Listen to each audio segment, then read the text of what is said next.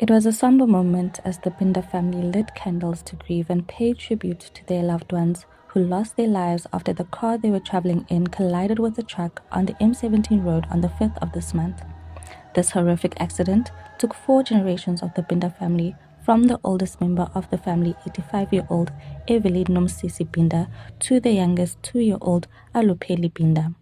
4 of the siblings were remembered as the heart and glue that held the family together. The family spokesperson Sisako Nambilana says it is a painful loss to overcome.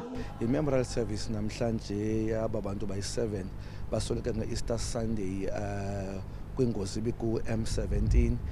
Akululanga kwifamily, kusebuhlungu, kusenzima.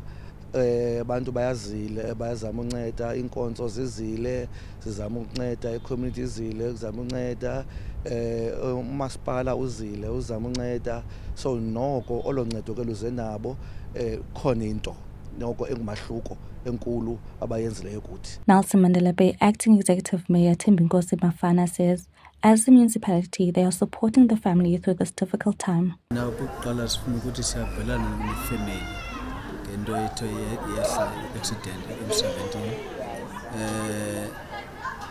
Ifamily yonke bahlali beNelson Mandela Metro, on behalf of Executive Mayor who is out of town, we are saying condolences to the family and we are sympathizing with them. It's a huge loss to the family to lose 7 family members at once. As municipality, we are saying we are with them.